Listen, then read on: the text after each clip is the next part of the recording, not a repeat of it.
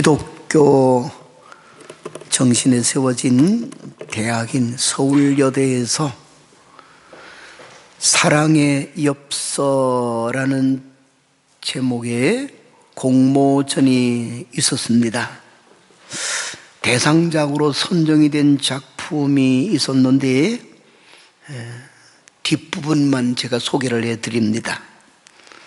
나한테 밥 한 번 사준 친구들과 선배들에겐 고맙다고 답례하려고 불러냈습니다.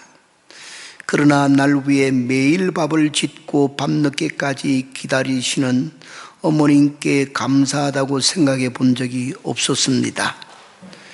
제대로 존재하지도 않는 드라마 속 배우들의 가정사를 보면서 눈물을 많이 흘렸지만 일상에 지치고 힘든 어머니를 위해 진실의 눈물을 흘려 본 적도 없었습니다.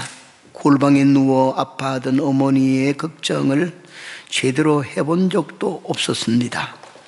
친구와 애인에게는 사소한 잘못 하나에도 미안하다고 사과하고 용서를 구했습니다만 어머니에게 잘못은 셀 수도 없이 많아도 용서를 구하지 못했습니다.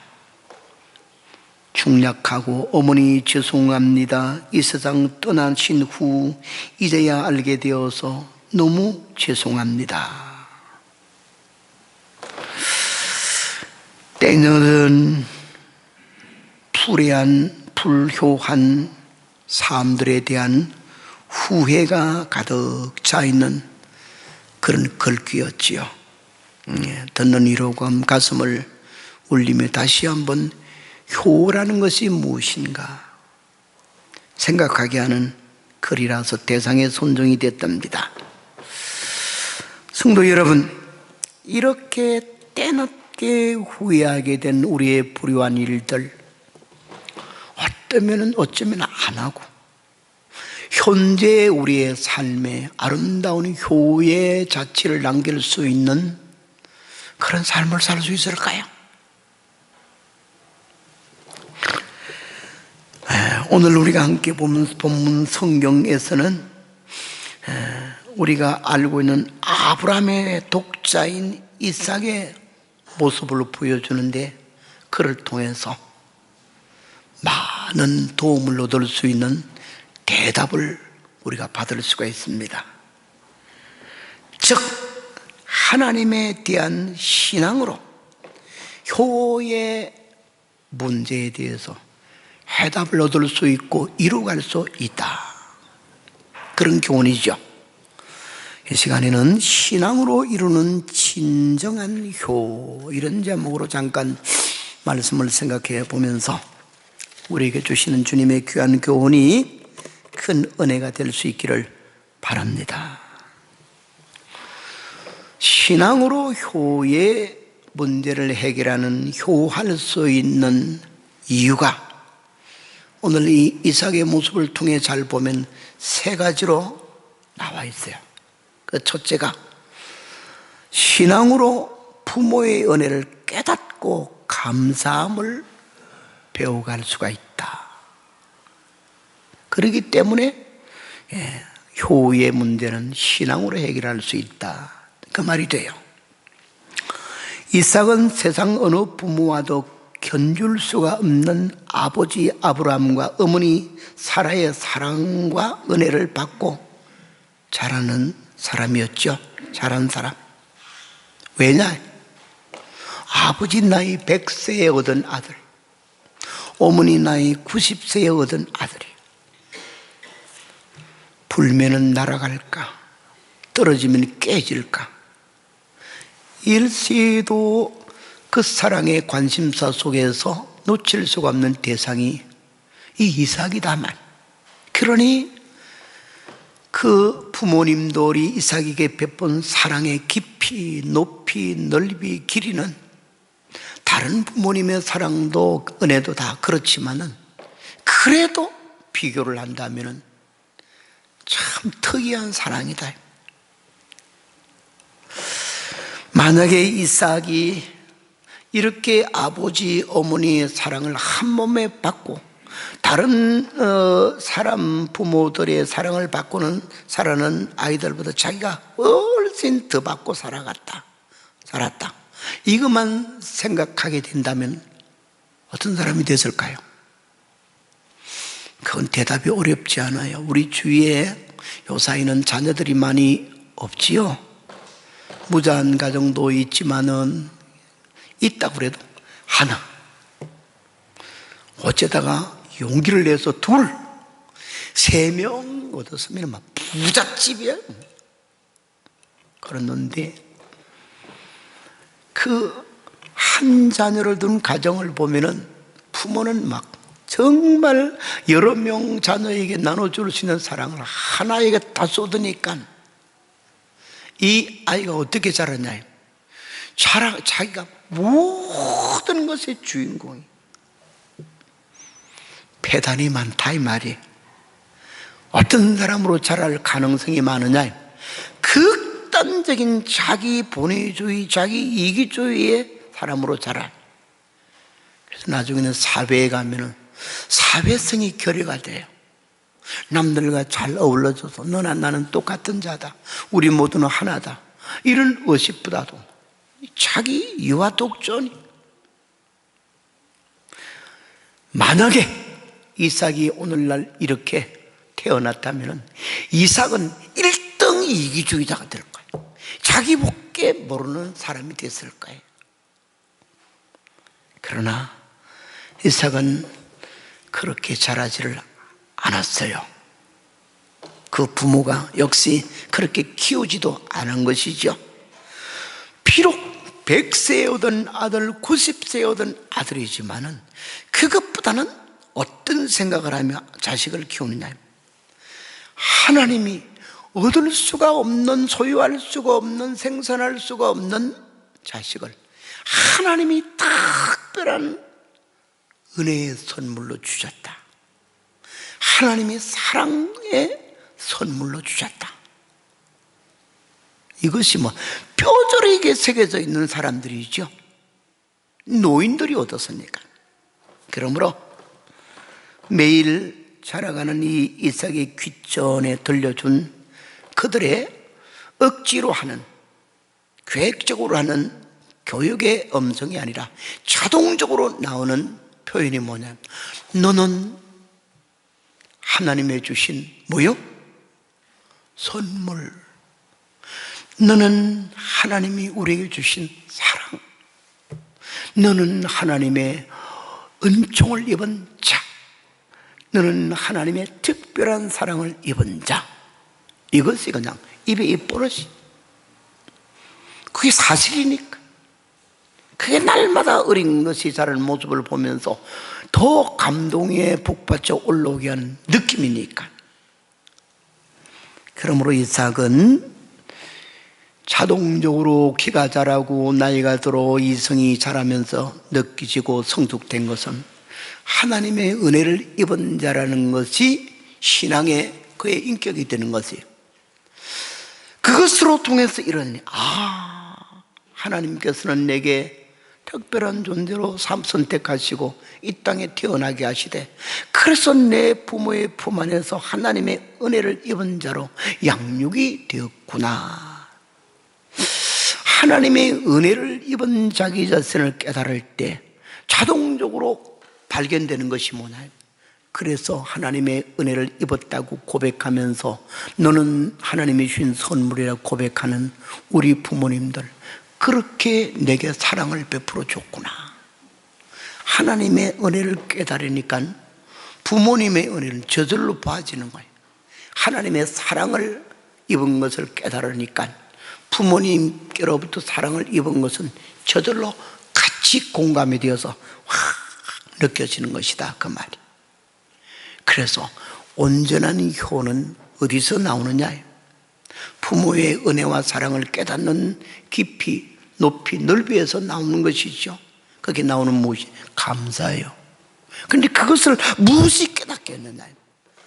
하나님을 믿는 신앙에서 깨달아지고 성숙해지고 더 깊이, 더 자세하게 알아가게 된 줄 믿으시기를 바랍니다. 이것이 이삭의 부모에게 효하는 모습의 1번 원인이 되는 거지. 성경은 곳곳마다 신앙의 성격을 하나님의 은혜를 깨닫고 감사하는 인격과 삶으로 표시해 주면서 이것이 우리에게 있을 때는 부모의 은혜도 깨달아 감사할 줄 알고, 심지어는 사회적으로 나가면 또 가르쳐주는 선생님의 은혜도 알아서 스승의 은혜를 감사하는 자도 되고, 사회의 여러 어른들이라든지 기타의 우리에게 사랑과 은혜를 베풀어주는 제도나 기타 모든 것을 통해서도 참 감사하다, 고맙게 느껴질 수밖에 없게 하는 거예요. 시편 116편 12절에서는 이렇게 신앙의 성격을 말합니다. 내게 주신 하나님의 모든 은혜를 내가 여호와께 무엇으로 보답할꼬? 다윗의 뜨거운 고백이지요. 하나님의 은혜를 깨달으니까 그 은혜에 어떻게 감사하며 살아갈꼬? 이게 가슴에 소용돌이를 치는 거예요. 그래서 훌륭한 신앙이 되는 것입니다. 시편 50편 14절, 감사로 하나님께 제사를 드리는 자가 나를 영화롭게 하나니, 하나님이 친히 말하기를 내가 주는 은혜를 깨닫고 감사하는 그에게는 그는 나를 참으로 영화롭게 하는 자다. 하나님을 영화롭게 하는 초점이 딱 맞춘 훌륭한 신앙이 은혜를 깨닫고 감사하는 데서 나오는 것이다. 신앙을 표시하고, 우리가 잘 아는 데살로니가 전서 5장 18절은 범사에 감사라, 이는 너희를 향하신 하나님의 뜻이니라. 감사하며 살아갈 때 하나님의 뜻이 가슴 저리게 느껴지고 그 뜻대로 살아가는 것이 인생을 그렇게 흐뭇하고 기쁘게 하는 것이. 그래서 디모데전서 5장 4절 하에서는 바울 사도는 젊은 목회자 디모데를 향해 목회 서신을 줄 때 이렇게 교회에서 가르치라. 뭐라고? 교회 젊은 자녀들을 향해 말하기를 그들로 먼저 자기 집에서 효를 행하여 부모에게 보답하기를 배우게 하라. 이것이 하나님 앞에서 받으실 만한 것이니라. 목회자로 하여금 교회에서 부모 공경효하는 것을 가르치라고 말씀을 했어요.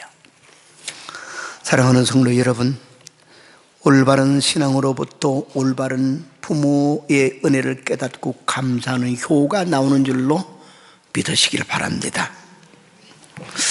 두 번째는, 이 신앙은 부모의 권위를 깨닫고 그 권위에 복종하게 하는 이유 때문에 이 신앙 안에서 진정한 효가 나온다, 그럴 수 있어요.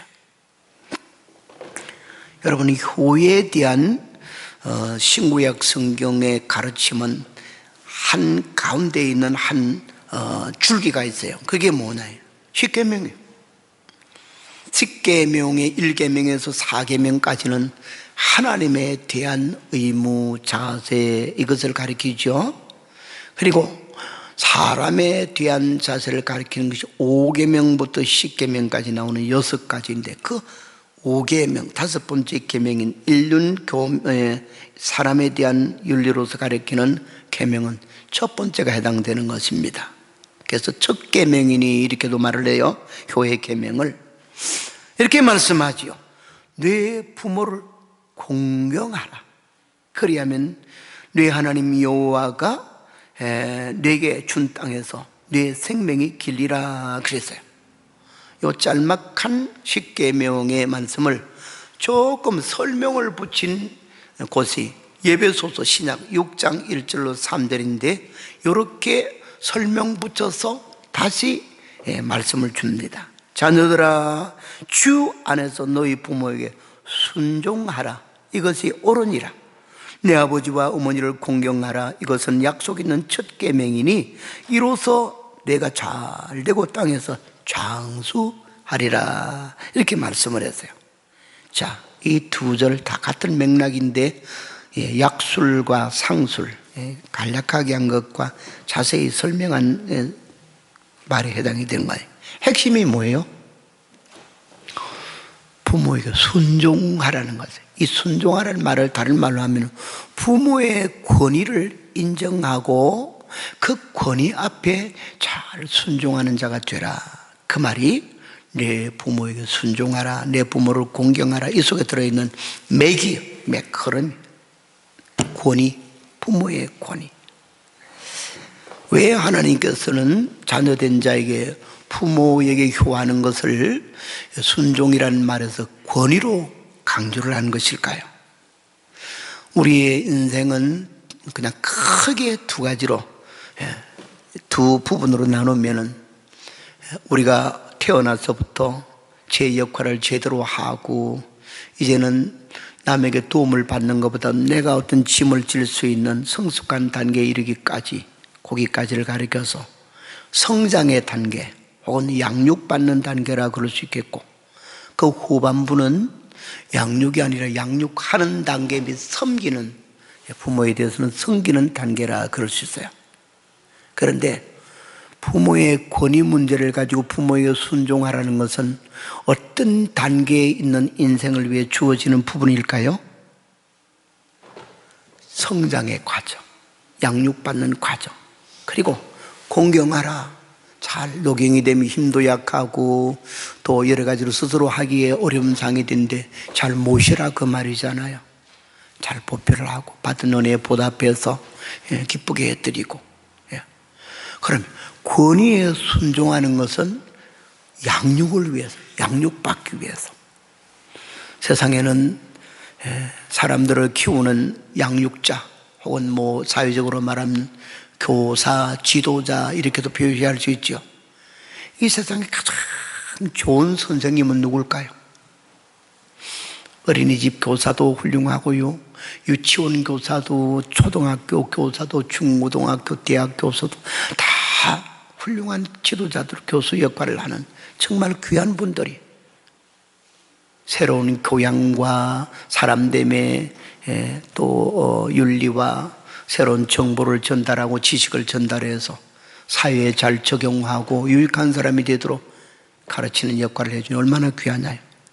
그러나 누구 그래도 최고의 교사는 누구냐? 부모인 줄로 믿으시기를 바랍니다.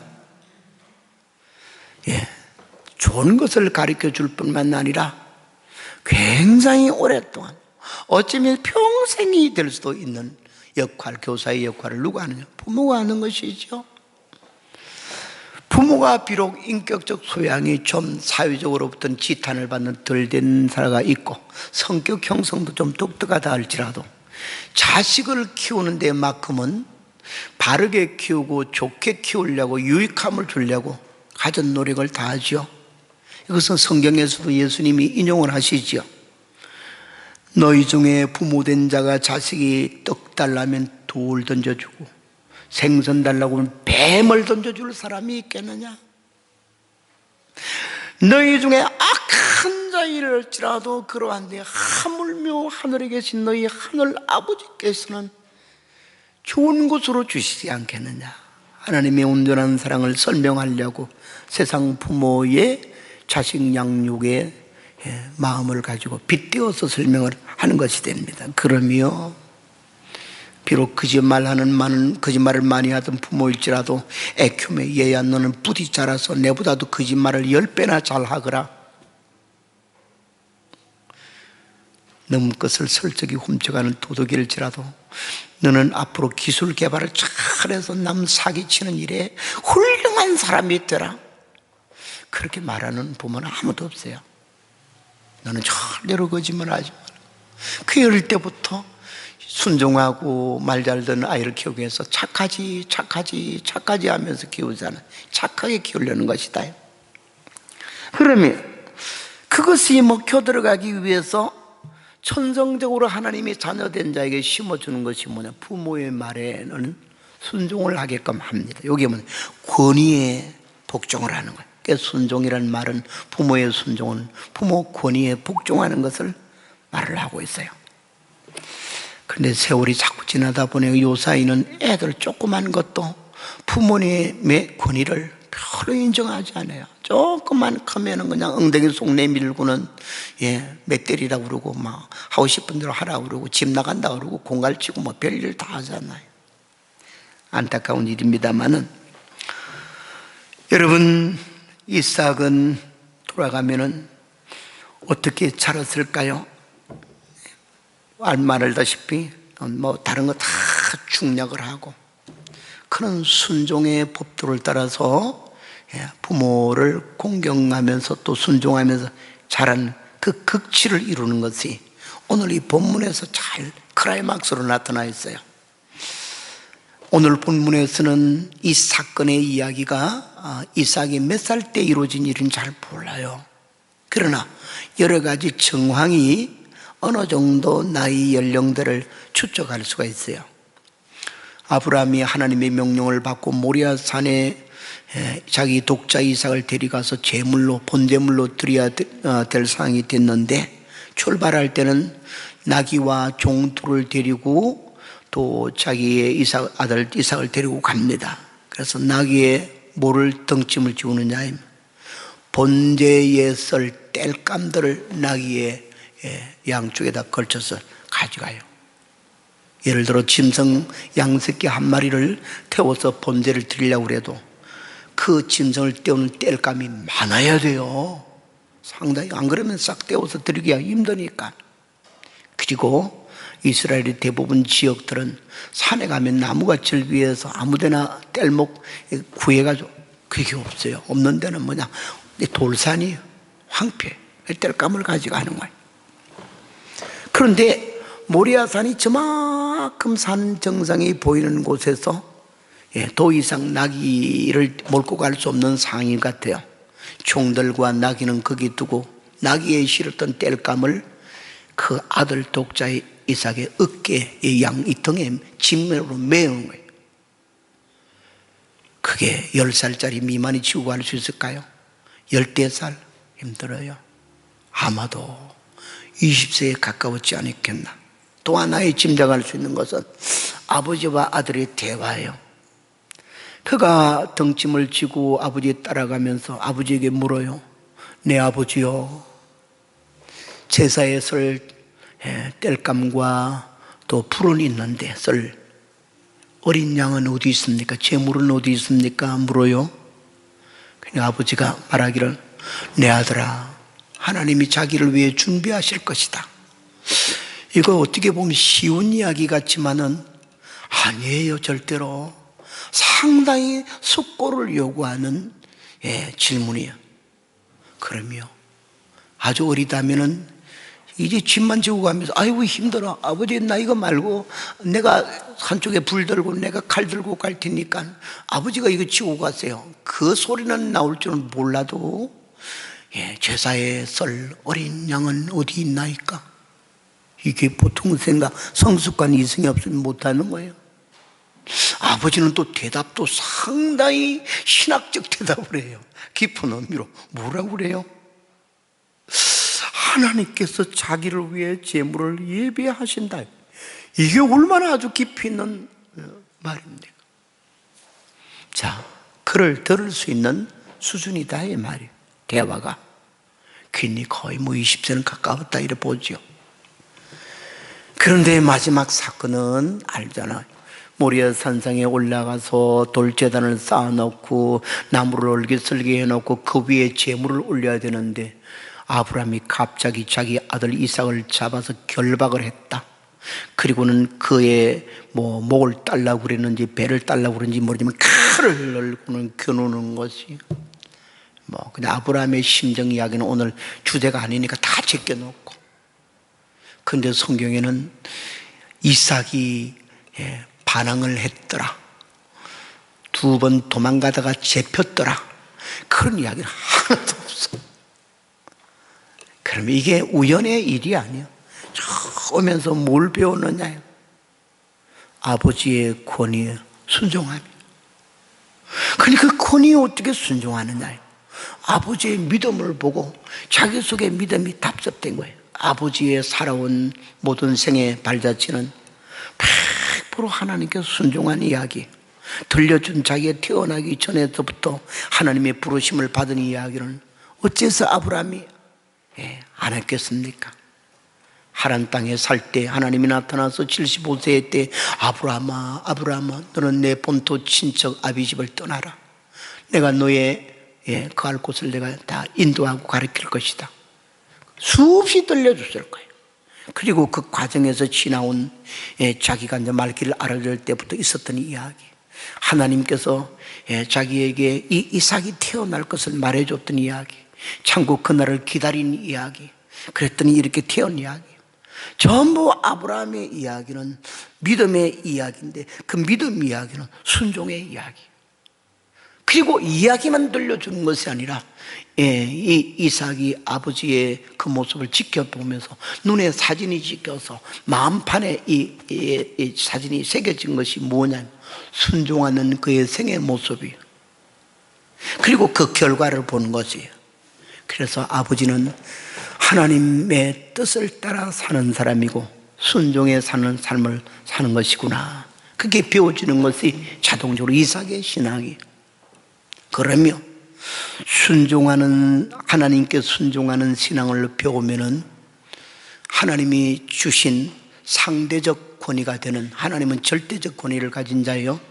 상대적 권위는 하나님이 부모에게 주신 권위, 하나님이 때로는 오늘날 교회로 말하면 성직자에게 주는 권위요, 학교에 가면 선생님에게 주시는 권위, 사회적 제도 속에서는 정직한 지도자에게 주시는 권위, 이것도 다 하나님이 주신 권위인데 이는 절대적 권위라고 그러지 않고, 절대적 권위는 하나님만이 고유적으로 가지는 것이고 하나님이 세우신 제도와 질서를 따라 주시는 권위는 상대적 권위라 그래요. 하나님의 절대적 권위 앞에, 하나님의 주권적인 의지 앞에 순종함을 배우는 믿음이 되면은 이 모든 상대적 권위도 귀하게 보이는 거예요. 그래서 부모의 권위 앞에 함부로 반항하거나 또 거역하지 않는다 그 말. 그래서 오늘 예배소서 5장 6장에서도 바라보면 내 부모에게, 주 안에서 내 부모에게 순종하라 그 말은 주의 가르치는 신앙의 교훈 아래에서는 부모의 말이 합당하다면 반드시 순종하고 따를 것도 가르쳐주고 있죠. 그래서 이런 의미에서 신앙은 부모의 권위에 순종하는 효를 가르쳐주고 있다, 그걸 썼어요. 오늘 사회가 여러 가지 면으로서 불순종하는 것이 그냥 유행이 되고 있는 때 우리의 사랑하는 자녀들은 어떻게 순종의 아름다운 자세, 특별히 가정에서 부모에게 순종하는 자세가 되어가도록 할 것인가요? 바로 신앙이요, 하나님께 순종하는, 하나님의 절대 권위에 순종하는 자세가 되고, 그것이 맹종이 아니라 참 지혜로움이 되기 때문에 그것이 익숙해지고 습관화될 때는 부모의 권위도 자동적으로 인정을 하고 순종하는 자식이 되는 줄 믿습니다. 마지막 이야기예요. 세 번째는 이 신앙은 부모의 진정한 사랑의 마음에 대한 인식을 갖게 만들어 주기 때문에 이 신앙은 효에 굉장히 귀중한 역할을 한다, 그럴 수 있어요.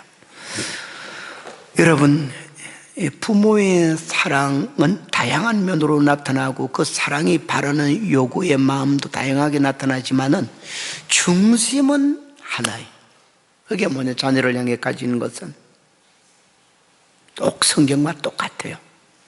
너는 내게 가까이 하라, 내 곁에 가까이 있어라, 나도 너희 안에 가까이 있으리라. 성경적 용어로 말하면 하나님께서 자기 백성과 자녀된 우리에게 뭘 말해요? 너는 내 안에 있어라, 나도 너희 안에 있으리라. 이것이 이제 예수님이 신약 성경에 인용할 때는 포도나무 비유해서 포도나무 가지가 나무에 붙어 있지 않으면 절로 열매를 맺을 수 없다 그래 놓고는 내 안에 가라, 나도 너희 안에 있으리라. 내가 아버지의 계명을 지켜 아버지의 사랑 안에 거하는 것처럼 너희도 내 안에 거하면 내 사랑 안에 있으리라. 이게 우리가 믿는 주님이 우리를 향한 바람이에요. 많은 업적을 이루지 못해도 오늘도 우리 하나님을 기쁘게 하고 예수님을 기쁘게 하는 것은 우리가 주님의 가슴의 한복판에 주님이 팔 벌리신 그 한복판에 머무는 것만 해도 하나님을 많이 기쁘시게 하는 줄 믿으시기를 바랍니다. 부모의 마음이 똑같아요. 그래서 자식들이 커서 각기 뿔뿔이 흩어지고 바쁘다는 핑계 때문에 부모님을 가까이 하지 찾지 못하면 맨날 하는 말이 뭔지 아세요? 한번 따라해 볼까요? 자식도 품 안에 있을 때 자식이다. 이게 무서운 이야기가 좀 명언이요. 품을 떠나면 내 자식이 아니라는 거예요. 품 안에 있어. 그처럼 부모의 가슴이 원하는 깊은 애정의 한 중심은 뭐냐? 자기 안에 있는 거, 자기 가까이. 이것은 성경의 월 말고도 일반 우리 윤리에서도 나와요. 우리가 한국은 이제 동양문화권에 있어서 중국으로부터 받았던 이 삼강오륜, 공자와 맹자의 이 윤리적 교훈이 굉장히 지배를 많이 하죠. 삼강, 강령이다 그 말이에요. 3대 사람이 지켜야 될, 옛날 이제 봉건주의 시대입니다만은 부의부강, 군의신강 이런 것들이 나오죠, 그죠? 여기 나오는 삼강에서도 나오는 중요한 가르침의 하나가 뭐라고 하냐면 부모와 자식 사이에 가져야 될 강령도 거기 나와요. 부위자강. 또 오륜이라 그래서 인간이 지켜야 될 윤리를 5가지로 말하는 가운데서도 알지요? 부부유별, 군신유의, 붕어유친, 장유유소 나오는데 그에 다 하나 들어가는 게 부자유친이라 그래서 부모와 자식은 친해야 된다, 가까워야 된다. 얼마만큼? 일본어로 부모와의 자식과의 관계는 형제보다 더 가까워야 되는 거예요. 장가가고 시집가줘도 가까워야 돼. 그렇다고 해서 이제 이상한 원리가 나오면 안 되지만 너무 상상은 하지만 그처럼 가까워야 돼. 이게 효라는 거지. 그래서 효는 맛난 음식, 좋은 어복, 좋은 선물 많이 못 사줘도 부모 곁에 가까이 있어서 대화에 보시 되고 얼굴을 대면해서 있는 거지. 어릴 때 부모의 행복은 이 꼼지락대는 어린 것들이 이제 기다가 어느 날 갑자기 서면은 막 너무 행복해가지고 섰다 화두 치는 사람이 섰다 그러는 게 아니라 일어섰다고 막 기적이 일어나는 것처럼 좋아하는 거예요. 그러다가 말을 배워서 무슨 말이라도 조금 하면은 어떤 말 했다고 또 좋아하고, 그러다가 유치원에 율동 배워와서 하면은 율동도 되게 못하는데도 율동하는 모습 보고 엄청 기뻐하는 거. 왜 그러냐면 가까이서 보는 것만 해도 행복감을 느끼는 것이니까. 자라가면서 이게 제법 생각이 반듯하고 부모의 뜻을 헤아리고 아름다운 이 모습을 보이고, 또 마찬가지로 사회에 좀 반듯한 사람을 자라가는 모습을 가까이 보는 것만 해도 너무 좋은 거예요. 여기 부자 유친이 가까워야 돼요. 그래서 성경의 원리도 그것을 우리에게 가르쳐 주죠. 잠언 23장 25절, 내 부모를 즐겁게 하며 너를 낳은 어미를 기쁘게 하라. 이게 쉬운 말 가까이 하라는 거예요. 야고보서 5장에 가면은 하나님과 우리의 관계도 마찬가지를 하나님을 가까이 하라. 그리하면 하나님도 너희를 가까이 하리라. 이렇게 했어요. 바쁘다는 핑계가 때로는 필요합니다. 그러나 부모에게는 할 수 있는 한 바쁘다는 핑계 때문에 대화도 나누지도 아니하고 얼굴도 자주도 보지 아니하고 적은 일에도 어떻게 하면은 또 별거 아닌 이야기라도 이야기를 나누면서 가까이 하는 시간을 많이 가질까, 이걸 노력하는 사람이 사실상은 아주 쉬우면서도 귀한 효자의 역할을 하는 것이 된다. 이삭에게 돌아가죠. 이삭의 이야기는 앞에서도 많이 했으니 다 생략하고 한 가지만 오늘 부자의 정이 물씬 느껴지게 하는 대화의 장면이 있어요. 아까 소개를 했는데 이제 모리안 산 정상으로 종도 저 밑에 떨어지고 나귀도 세워놓고 아버지와 아들만이 올라가요. 두 사람만이. 정말로 소중한 시간이죠. 아브라함에게는 어찌면은 하나님의 뜻이 어떤 것이 모르니까 그 아들을 번제로 드리라고 그랬으니 마지막 시간이에요. 아들과 대화할 수 있는 그 시간에 정말 인생의 소중한 시간인데 그때 아들이 아버지의 심장에 비수를 꽂는 것 같은 말을 해요. 불효의 소리는 아니에요. 내 아버지여, 번제할 양은, 어린 양은 어디 있나이까? 어린 양이 중요한 게 아니라 내 아버지여 하는 말을 소개하려고 그러는 거예요. 그때 아브라함이 이렇게 대답을 해요. 내 아들아, 내가 여기 있다. 옆에 있는 거 모르고 아버지여 불렀을까요? 아니, 그냥 이 부자의 정에 대화의 정겨움을 느끼게 하는 정서감이, 내 아들아, 내가 여기 있다. 요새는 젊은 사람들 지혜가 많아가지고 자기 아들 이름이 따로 있는데도 불구하고 기어에 어릴 때는 다 아빠도 그렇고 엄마도 그렇게 많이 부른 것 같아요. 아들 이래요. 그게 훨씬 정감이 많은 거 하는 것 같아요. 우리는 다 9세대에 살아나니까 아들 보고도 이름은 팽팽 부르는데 아들, 내 아들 이렇게 부르는 게 참 쑥스러워서 한 번도 못 해봤어요. 여러분도 그랬겠지만 요새 저놈 사람들이 용감하니까 이게 습관화되어서 마음 그렇게 부르죠. 아무튼 이 아버지와 아들의 대화 속에 내 아버지요 그러니까 내 아들아, 이게 대화 속에 먼저 나오는 이야기예요. 여러분, 이 속에 다 들어있는 거죠. 친근감, 그 말 한마디 속에 많은 마음의 교감이 뜨겁게 이루어지는 거죠. 가까이 있어서. 아마도 갑작스러운 대화가 아니고 이 백세오던 아들과 함께 있으며 수많은 대화를 나누는 순간순간이 이 아브라함에게는 얼마나 기쁨이 됐을까요? 그것이 커가면서 쫑알쫑알 대다가 나중에는 제법 의미 있는 말을 툭 던지고, 이 마지막 모리아 산상에 올라가는 말에는 인간적 생각으로는 아버지의 마음을 아프게 하는 어린 양이 어디 있나이까 그랬지만은 그래도 하나님의 아름다운 약속이 있으니까 내 씨 이삭을 통해서 많은 민족이 이 땅 위에 바닷가의 모래알같이 하늘의 별같이 있게 하리라고 그랬으니까 죽어도 산다는, 살리신다는 어떤 믿음을 갖고 있었다. 그니 얼마나 의미심장하고 깊은 애정의 공감을 느끼는 대화 정이 있었겠느냐 이렇게 봅니다.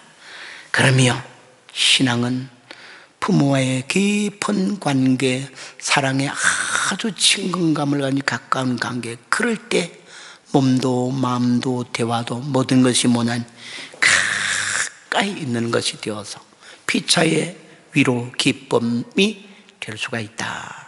그래서 신앙은 부모의 사랑에 대한 진정으로 가까이 가는 자세를 갖게 만든다. 하나님의 뜻이 그런 것을 배우면서 부모를 기쁘게 하는 길도 하나님을 가까이와 똑같은 원리가 있구나 이렇게 생각합니다. 끝을 맺습니다. 성경을 자세히 바라보면은 하나님의 은혜와 사랑, 그것이 어쩌면 꼭 부모가 자식에게 베푸는 은혜와 사랑과 유사성을 가지고 있어요. 굉장히 가까워요. 그래서 성경은 곳곳마다 하나님의 사랑과 은혜를 표시할 때 항상 부모를 가지고 예를 들어요. 탕자의 비유 속에 나오는 하나님의 사랑 이야기도 똑같지요.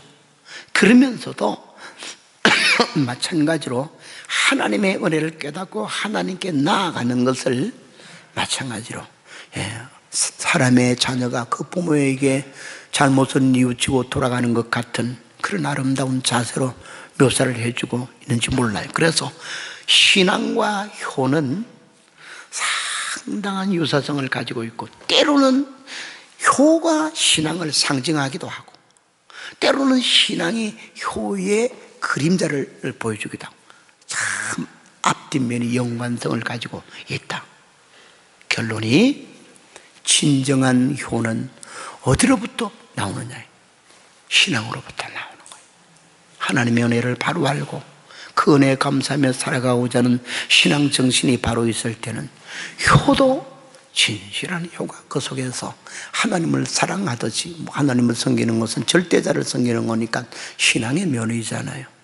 부모에게 하는 것도 마찬가지로 신앙이라고 그러지 않고 효라고 그런다. 표시가 달라진다 이 말이에요. 그렇지만 관계에 있는 것을 믿고, 주님, 우리의 신앙이 하나님의 사랑과 은혜에 감사함으로 하나님께 순종하고 하나님을 가까이 하는 것처럼 또 부모에게도 효도 그리하게 하시고, 하나님 우리의 자녀들이 이것을 잘 배워서 마찬가지로 하나님 사랑 깨닫는 신앙으로 부모의 연애를 잘 깨닫고 하나님을 가까이 하는 것처럼 부모를 가까이 하고 하나님께 순종하듯이 부모에게 순종하는 그런 멋있는 신앙인들이 되게 해 주옵소서. 그런 기도가 있으시기를 바랍니다. 하나님 감사합니다. 오늘은 1년에 한 번 갖는 교회에서는 어버이 주일이 되고 그러므로 이 어버이 주일을 기념하며 신앙 안에서의 효가 무엇이